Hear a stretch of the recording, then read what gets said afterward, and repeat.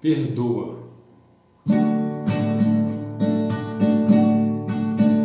Se alguém te faz chorar, é instante de servir. Deixa a mágoa e perdoa, para o bem poder florir. Se alguém te faz chorar, é instante de servir. Deixa a mágoa e perdoa, para o bem poder florir.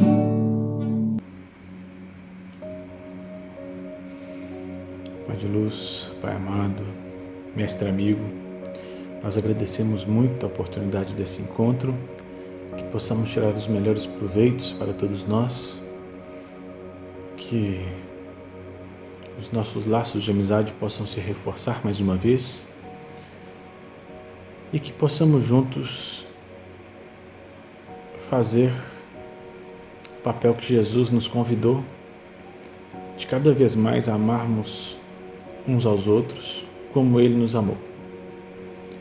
Pedimos assim a permissão para dar início ao estudo de hoje, pedindo por todos aqueles que desencarnaram recentemente. Pedimos que sejam todos acolhidos no plano espiritual, assim como pedimos também para todas as famílias que estão em luto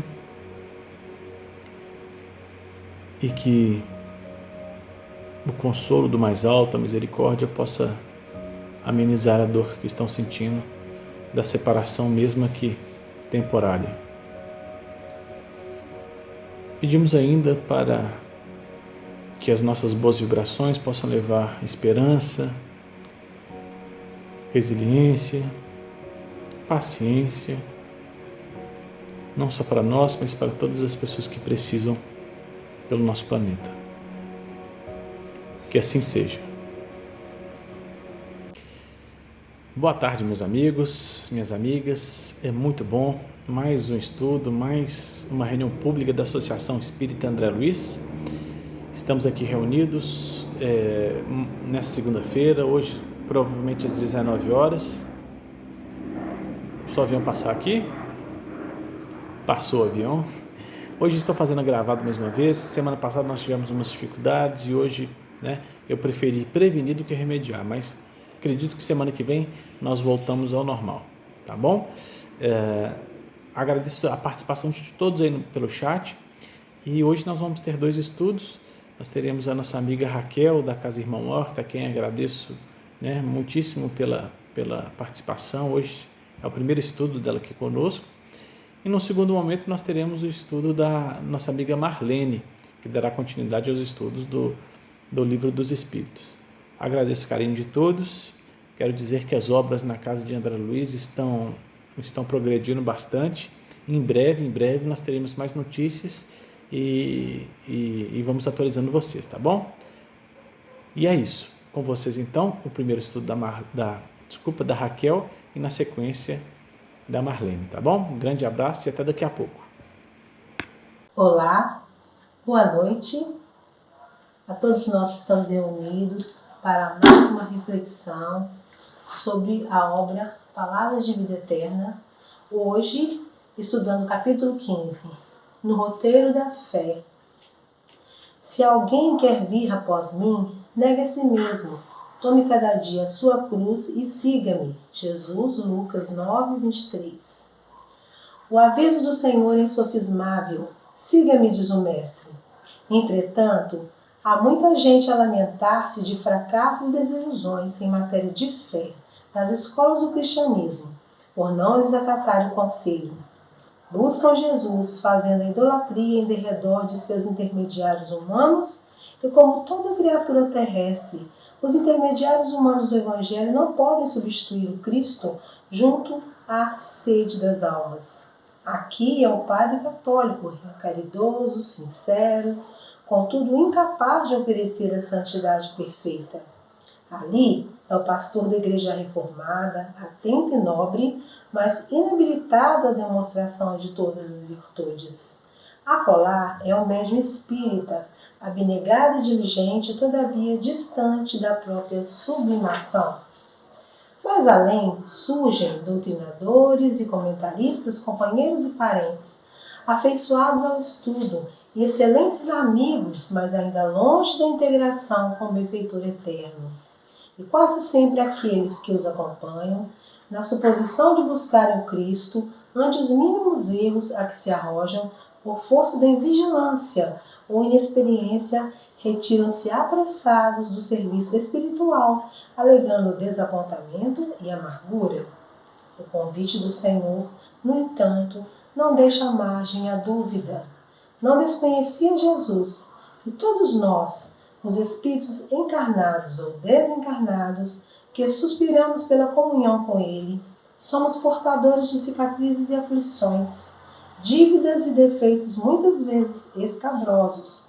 Daí o recomendar-nos: se alguém quer vir após mim, negue a si mesmo, tome cada dia a sua cruz e siga-me. Se te dispõe desse modo a encontrar o Senhor para a edificação da tua felicidade, renuncia com desassombro às bagatelas da estrada, suporta corajosamente as consequências dos teus atos de ontem e de hoje e procura Jesus por divino modelo. Não ouvides que há muita diferença entre seguir ao Cristo e seguir aos cristãos. Queridos amigos, o Mestre nos diz nesse texto: se alguém quer vir após mim, negue a si mesmo, tome cada dia a sua cruz e siga-me. Será que o Mestre está querendo que deixemos de ter a nossa personalidade,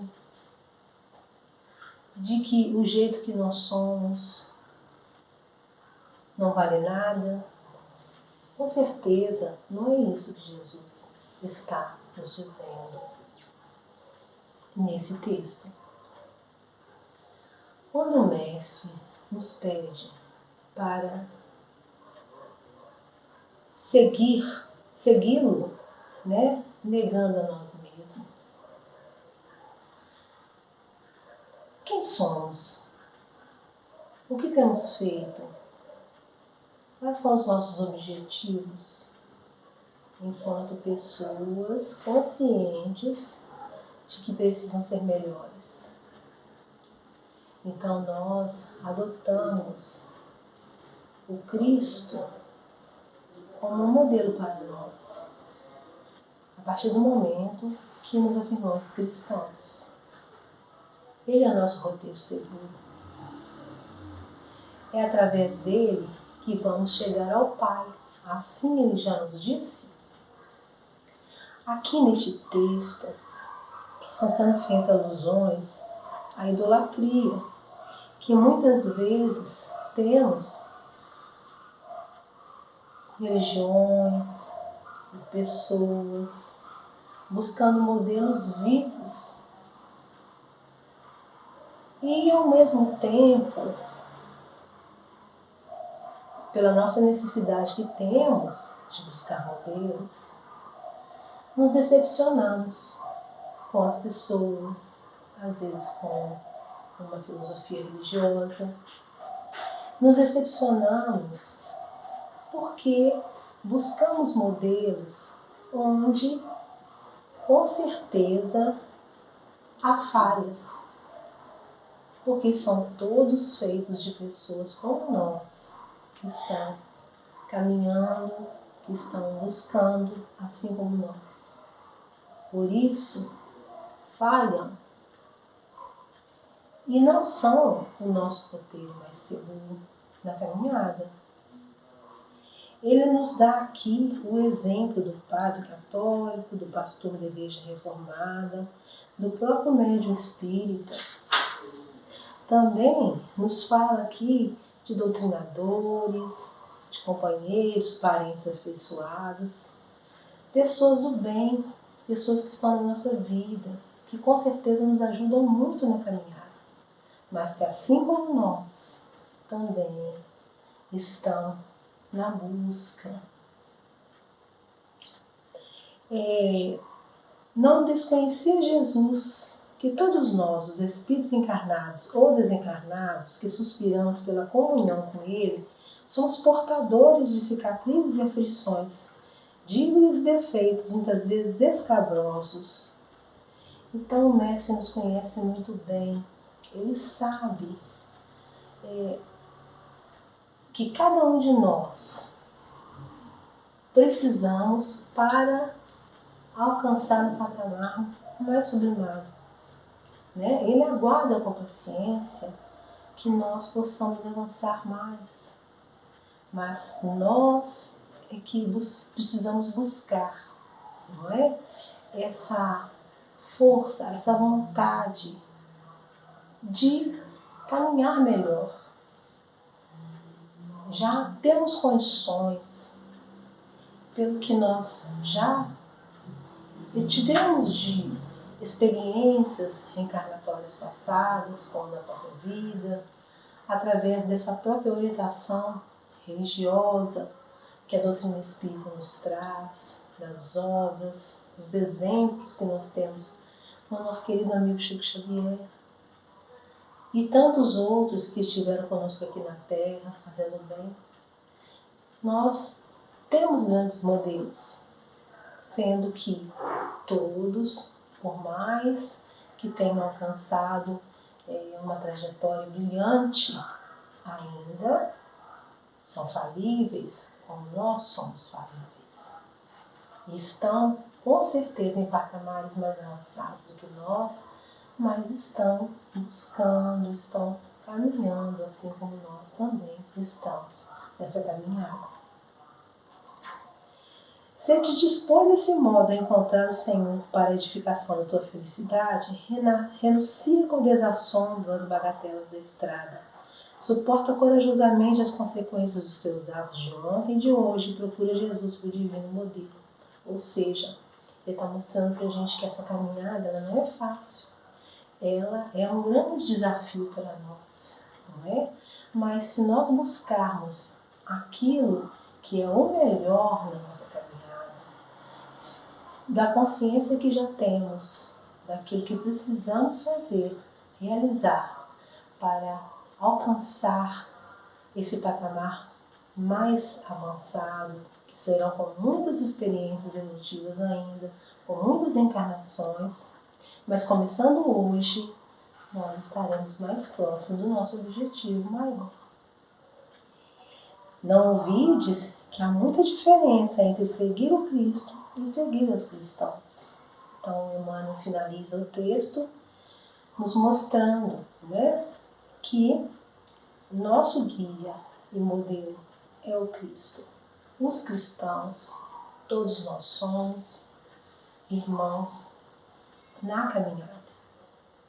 Finalizando, eu me lembro do nosso irmão Mahatma Gandhi, que tinha uma grande admiração por Jesus, mas não pelos cristãos, E ele, certa feita, nos disse que se todos os livros do mundo se extinguissem e sobrasse apenas o Sermão da Montanha, nada estaria perdido. Então nós temos o grande modelo que é o nosso Mestre Jesus e vamos caminhar nesse roteiro seguro que ele representa para todos nós. Estamos finalizando, agradecendo a oportunidade, que a paz esteja com todos. Boa noite, queridos companheiros de caminhada, mais uma vez aqui fazendo um estudo com muita alegria no coração e com muita responsabilidade. Que o Senhor nos abençoe, que me dê, ou melhor, que nos dê sabedoria e humildade. A gente aprende, ensina e aprende sempre, Hoje nós vamos dar continuidade ao estudo do Livro dos Espíritos e o meu capítulo hoje ainda no capítulo 2, que é o capítulo das leis morais, nós estamos falando da primeira, que é a lei de adoração, tivemos falando das leis divinas e agora falando da lei de adoração. E hoje nós vamos falar sobre o último item desse capítulo, que é sobre sacrifício, Já falamos sobre tantas coisas importantes aí nesses dias anteriores. E hoje vamos falar do sacrifício, no Livro dos Espíritos, no capítulo 2, as questões 669 a 673. E é muito interessante quando a gente pensa em sacrifício, né? A gente tem uma tradição de sacrifícios grandes, a gente tem conhecimento disso na história, desde os primórdios, né? Desde a antiguidade, o uso de sacrifício de animais, por exemplo, e até dos seres humanos posteriormente, para agradar a Deus, né? Nos povos primitivos, eles se entregavam aos instintos do animal selvagem. Eles não tinham nenhum senso moral, nem eles eram rudes, se achavam apenas matéria, né? Então o entendimento deles era muito primitivo ainda. Em geral, eles são cruéis, pois neles o senso moral ainda não se desenvolveu. Então a gente imagina assim, meu Deus, que horror, né? Naquele tempo, como é que era? Só que depois piorou, né? A matéria, né, sobrepujava ao espírito. Então, tudo que era feito materialmente falando era mais importante para eles. E é natural que os homens primitivos acreditassem depois, né, que uma criatura animada, com vida, tivesse muito mais valor aos olhos de Deus do que um corpo material, do que oferecer sei lá, uma flor, um doce ou o que quer que seja. Um ser vivo tinha mais valor, era um ser animado. E foi isso que levou os homens, né, a imolarem primeiro os animais e depois os homens, porque eles perceberam que os homens eram mais importantes do que os animais, os homens tinham mais valor. Sabem, de conformidade com essa crença que eles possuíam, eles pensavam que o valor do sacrifício era proporcional à importância da vítima. Então, quanto mais importante a vítima, maior era a oferenda que eles faziam a Deus. Assim como quando até hoje, por exemplo, a gente compra um presente melhor para uma pessoa que nos é muito cara, né? Um presente maior para alguém que nos é caro. Deus era muito caro a eles, muito precioso. Então eles queriam oferecer um presente melhor ainda. Então eles imolavam, eles sacrificavam pessoas importantes, né? Crianças, as mulheres virgens, né? As adolescentes, as mulheres belas, os guerreiros, os fortes, porque eles achavam que isso era uma maneira de agradar a Deus. Por isso é que os sacrifícios de animais veio primeiro e depois veio dos homens, segundo essa crença. O homem foi levado a acreditar que tais sacrifícios pudessem agradar a Deus, porque ele não compreendia ainda Deus como sendo fonte da bondade, como sendo um pai amoroso, justo, doce, que só quer o melhor para todos os seus filhos, né? Portanto, gente, não foi um sentimento de crueldade que se originaram os sacrifícios humanos, não. Foi de um mau entendimento, né? De uma maneira errônea quanto à maneira de agradar a Deus. Eles achavam que essa era a maneira certa. E o erro estava aí, nessa maneira de achar que Deus ia ficar feliz, né? Assim, imagine se Deus ia ficar feliz com eles matando as suas criaturas inutilmente, né? Destruindo de forma inútil as criaturas, a obra de Deus, os animais e as pessoas. Então, assim, Deus nunca exigiu sacrifícios, Deus nunca exigiu que fossem sacrificados homens ou animais, nunca. Em nenhum momento, nenhuma cultura tem isso, achando que Deus é que exige. Não, isso é coisa do homem mesmo, que criou achando erroneamente que ia agradar a Deus. Então, acho importante pescar nisso tudo aí, que não foi por crueldade, não foi por maldade, foi por ignorância, por falta de compreensão. Então, observem como que desde sempre a gente teve que contar com o entendimento e a bondade de Deus para nos entender. Será, né? E aí, continuo perguntando para Kardec, né? Eu tô falando as perguntas do livro de uma forma textual, sem estar parando nas perguntas, mas lá na questão 670, por exemplo, eles perguntam assim: será que um dia foram agradáveis a Deus os sacrifícios humanos praticados com piedosa intenção? Vocês acham mesmo? Mesmo que seja com uma intenção muito pura, eu quero agradar o meu Deus, matando um ser humano, feito à imagem e semelhança de Deus? É claro que não, né, gente? Nunca isso ia agradar a Deus. Agora, Deus, porém, julga pela intenção, por aquilo que vai no coração do homem, pelo desejo que o move, muito mais do que o ato em si. Ele olha o que está no coração do homem. Olha que coisa séria, gente. A gente, até hoje, deve estar preocupado, ocupado, não preocupado, ocupado com aquilo que vai no nosso coração, com aquilo que vai na nossa mente, porque é isso que realmente somos. É isso que vai ser visto lá do outro lado, né? À proporção que os homens foram melhorando, os homens tiveram de reconhecer esse erro, né, e reprovar tais sacrifícios. E eles foram parando de acontecer, embora ainda naquela época, às vezes, né, mesmo sabendo do mal que eles representavam, né, do mal que sacrificar criaturas representava, eles ainda continuavam a praticar isso para satisfazer ao seu desejo de poder, às suas paixões, aos seus desejos escusos, né? Então achavam que estava certo, mandar decapitar, mandar matar, né? Para atender outros interesses que não a ligação verdadeira com Deus. E aí ainda vem uma outra pergunta: e as guerras santas, em que se matavam tanto de gente? Né? Se lembra? Todo mundo se lembra das guerras santas em nome de Deus, né? Quanta matança já foi feita.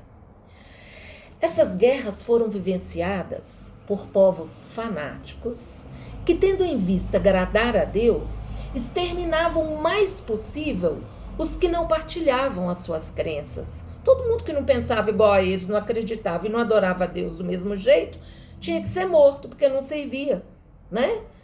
Será que o sentimento que animava esse povo, né, esses que eliminavam com consciência os seres humanos, muitos seres humanos, era o mesmo que levava os homens primitivos a matar animais e pessoas? Não. A resposta é não. Não era o mesmo sentimento. Nesse caso das guerras primitivas, das guerras santas, eles eram impelidos pelos maus espíritos, fazendo guerra aos seus semelhantes, e agiam contrariamente à vontade de Deus, que manda: ame cada um a seu irmão como a si mesmo. Então o homem, já na época das guerras santas, sabia que o mandamento de Deus era amar o seu próximo como a si mesmo. E eles estavam contrariando completamente essa lei. E aí a gente pergunta, né? Como é que você quer que eu adote a sua religião, a sua crença, se você vem tentar me convencer com a espada em punho, né? Se você quer me torturar, me obrigar a acreditar numa coisa que eu não conheço, porque o que eu estou conhecendo, né, são as suas obras, que falam muito mais do que suas palavras. E aí vem o seguinte: todas as religiões, ou antes, todos os povos, adoram um mesmo Deus, qualquer que seja o nome que ele dê. Esse adorar o mesmo Deus, a gente sabe, né, que havia o politeísmo, adorava-se o Deus Sol, Deus Trovão, Deus Relâmpago e outros mais. Mas a gente hoje entende que eram as várias faces de Deus, as facetas de Deus foram divididas e hoje a gente sabe que Deus é uno, é essa inteligência suprema e que é causa primária de todas as coisas, não é isso? Nossa definição de Deus, né? É uma inteligência suprema que rege e comanda tudo. Então aquele politeísmo todo acabou, né, com os primórdios, a gente entendendo que Deus era um só. Não importa o nome que a gente dê e como a gente o cultue, né? Sabendo e entendendo que esse Deus é um Deus de amor, é um Deus de mansidão, é um Deus de perdão, é um Deus de concórdia, de paz, de harmonia, não é? Por que então há de um fazer guerra para o outro, né? Sob o fundamento de ser a religião desse diferente da sua? Claro que não faz sentido. Como pretender que outros acreditassem nessas palavras de paz quando o levavam de espada em punho, quando obrigavam, né, e matavam em nome desse Deus? Que Deus é esse, né? Os povos têm que ser esclarecidos e até hoje estamos tentando fazer isso a nós aqui, né? Os povos têm que ser esclarecidos, têm que estudar para conhecer esse Deus.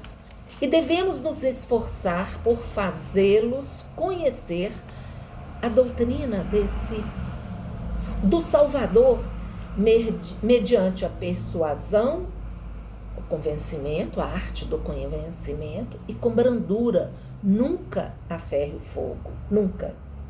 Como querer que estranhos acreditem num Deus de paz quando desmentimos com nossos atos a doutrina que nós pregamos? Se eu falo uma coisa e faço outra, não dá para acreditar, né? E as guerras santas foram exatamente isso, né? Elas desmentiam nos gestos, nas atitudes, aquilo que eles vinham pregar, que era um Deus de paz e amor.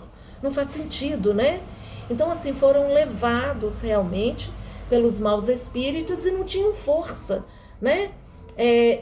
Eram homens corajosos, mas de pouco conhecimento, de pouco entendimento e de pouca vontade, né? Porque coragem é uma maravilha, mas coragem sem vontade firme resolve nada, né? Então, gente, será que oferecer frutos da terra tem mais mérito do que o sacrifício dos animais? Evidentemente, né, gente? Era mais agradável a Deus, né, oferecer para ele uma cesta de frutos do que matar as criaturas que ele fez. Mas a gente tem que lembrar do seguinte: Deus julga segundo a intenção. Para ele, para Deus, pouca importância tem o fato. E essa é uma fala, vem em seguida, vou dizer, do Livro dos Espíritos, que eu questiono um pouco. Olhem só. Eles diziam assim sobre Deus: a intenção é tudo, o fato nada vale. Nessa circunstância, sim, né? Eu oferecer frutos para Deus, Deus não vai comer. Não estou oferecendo para ninguém que está passando fome, então, nessa circunstância, o fato não vale nada mesmo, né? A intenção é tudo. Mas existem situações em que o fato vale um pouco, né? Por exemplo, tem uma pessoa com fome. Eu tô com uma comida aqui, eu posso doá-la. Eu dou, mas assim, ai, que saco ter que ir lá fora entregar comida para essa pessoa aqui que tá pedindo, mas vou lá dar. E dá. Claro, tem um pouco de valor aí. Você tá minorando, né, a fome de alguém. Mas o que foi no seu coração? Foi essa caridade verdadeira? Foi esse amor verdadeiro ao próximo? Que dá com alegria? Porque Deus ama quem dá com alegria. Com tristeza, saco cheio? Não, né? Mas, claro que tem algum valor se você o fez. E aí, gente, então assim, a intenção é que é mais valiosa. Como Como temos dito e sempre repetiremos, vocês estudaram no capítulo anterior, a prece proferida do fundo da alma é 100 vezes mais agradável a Deus do que todas as oferendas que lhe possamos oferecer. Então vejam que, olhem só, vou até repetir, gente, a prece proferida do fundo da alma, espontânea, aquela que é a sua conexão direta com Deus, não precisa de muitas palavras não, nem de palavras bonitas, é aquilo que a sua alma pede, que a sua alma fala, que a sua alma agradece. Ela é 100 vezes mais agradável a Deus do que todas as oferendas materiais que nós possamos lhe fazer. E aí ainda vem uma outra pergunta, né? Lá na questão 673. E se estas oferendas anteriores, né, os sacrifícios de animais, de pessoas, fossem feitas, né, de animais, né, de pessoas não, fossem feitas para diminuir os sofrimentos daqueles a quem falta o necessário? E se os sacrifícios de animais fossem feitos para diminuir a fome de alguém? Eu mato, cozinho, distribuo. Elas seriam mais meritórias se fossem usadas para um fim útil? Claro que aí a gente excluiu o homem, né? Porque matar o homem nós não vamos dar a ele de comer, porque não somos canibais, né? Então seria, no caso, frutas, né? Os alimentos ou os próprios animais. E aí vem uma frase importante: Deus abençoa sempre os que fazem o bem. E importante lembrar que o importante é aquilo que vai no coração da pessoa. Lá na Bíblia, nós encontramos em Oséias, capítulo 6, item 6, e em Mateus, capítulo 12, item 7, a seguinte fala, que eu gosto demais. Eles dizem assim, em duas passagens da Bíblia: quero a misericórdia e não o sacrifício. Isso nos leva a pensar que o melhor meio de honrar a Deus consiste em minorar, em diminuir os sofrimentos dos pobres e dos aflitos. Olhem só, gente, a melhor maneira de agradar a Deus é diminuindo o sofrimento dos pobres e dos aflitos. E aflitos são todos que passam necessidades, que passam por grandes sofrimentos e que não tem que ser necessariamente pobres, sem nenhuma condição financeira. Todos os que sofrem. Ele diz, eu não quero sacrifício, eu quero a misericórdia. Apiedem-se dessas pessoas, vão visitar, telefonem, deem um banho, né? Ofereçam bens materiais, comida, roupa, cobertor, agasalho, né? Tanta coisa, tantas maneiras de ajudar. Em última instância, se a gente não puder fazer nada, a gente pode orar por eles, porque a prece é agradável a Deus.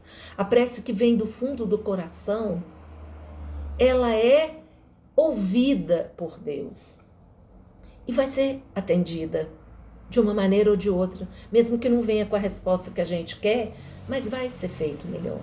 Então que a gente tenha essa preocupação muito grande, acima de tudo, com a misericórdia. É importante lembrar o seguinte, que a gente, isso está lá no livro, né? Não quero dizer com isso que Deus desaprove as cerimônias que algumas religiões praticam para lhe dirigir as preces, né? Todos os rituais, tudo aquilo que é feito para agradar a Deus, não existe nada de desaprovado nisso, desde que, né, não sacrifiquem as criaturas de Deus, né? Desde que haja realmente essa intenção do coração. Tudo é válido, tudo está certo, né? Só que, às vezes, né, gente, muito dinheiro é gasto com essas cerimônias que poderia ser empregado mais utilmente do que o é só para fazer esses rituais, não é mesmo? Então, assim, a gente precisa ter zelo pelas coisas de Deus, com certeza, né? Mas eu conheci, por exemplo, uma pessoa da Igreja Católica que todo ano queria mandar fazer uma roupa nova para a imagem de Nossa Senhora. E era muito gasto, era uma coisa assim, toda a roupa tinha ficado nela, quer dizer, que fosse lavada, só retocada. Não, mas queria que trocasse como se fosse uma roupa da gente. Isso é muito sério, né?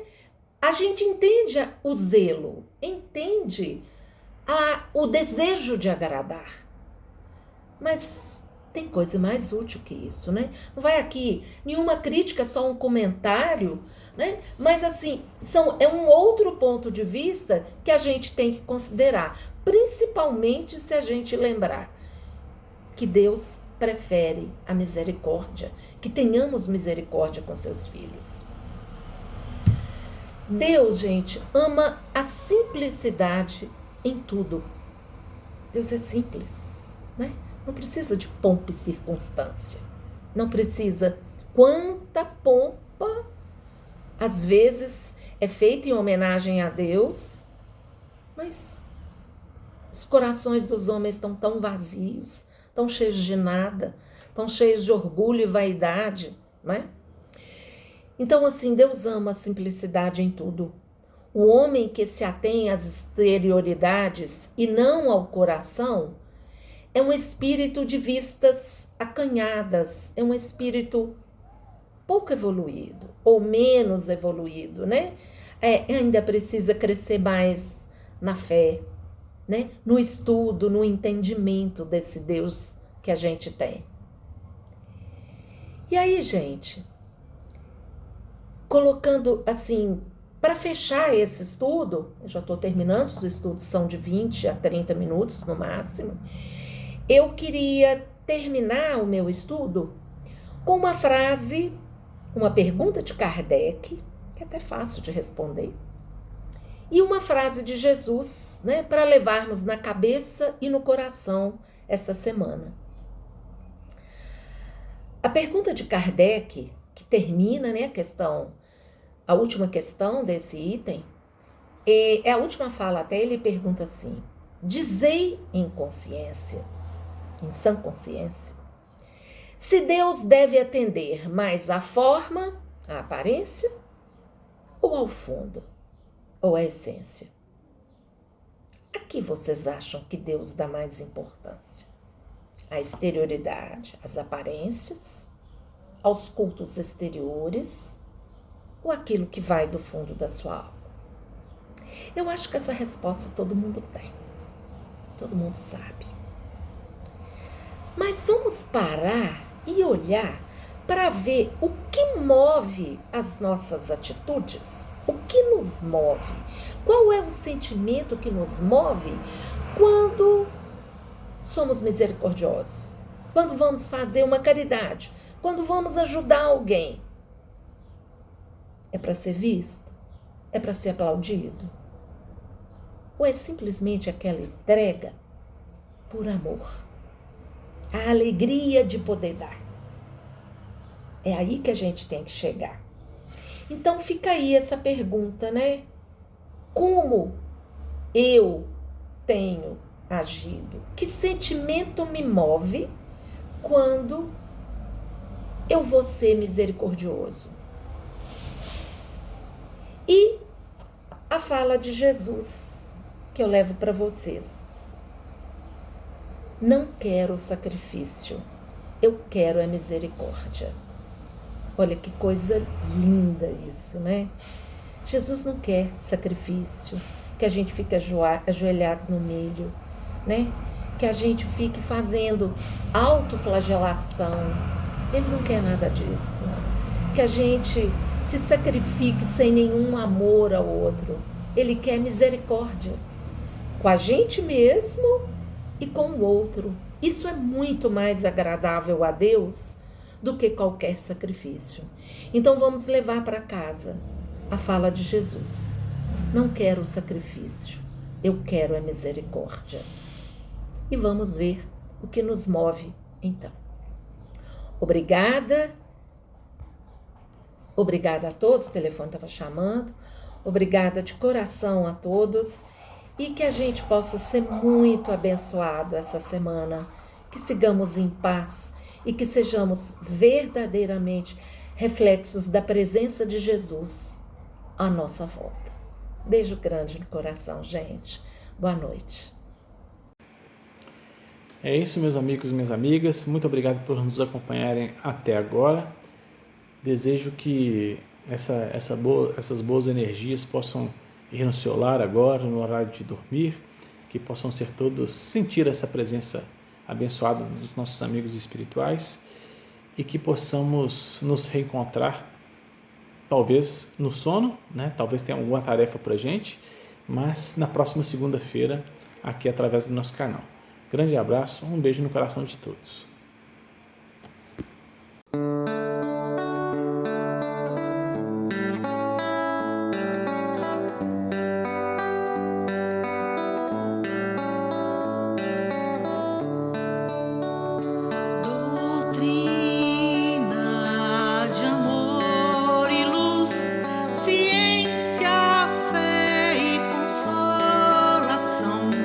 Prometida 2000 anos por Jesus, diretriz da humana perfeição, proclamam, irmãos dos céus, a boa nova lei imortal.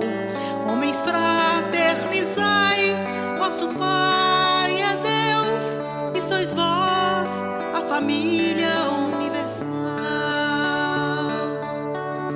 Irmãos, é a doutrina espírita, a imensa esperança do porvir. Marchar ao clarão da luz bendita, renascer e renascer, amar e progredir. Doutrina de amor e luz, ciência, fé e consolação, prometida 2000 anos por Jesus, diretriz da humana perfeição. Proclamam, irmãos dos céus, a boa nova lei imortal. Homens, fraternizai, vosso Pai é Deus, e sois vós a família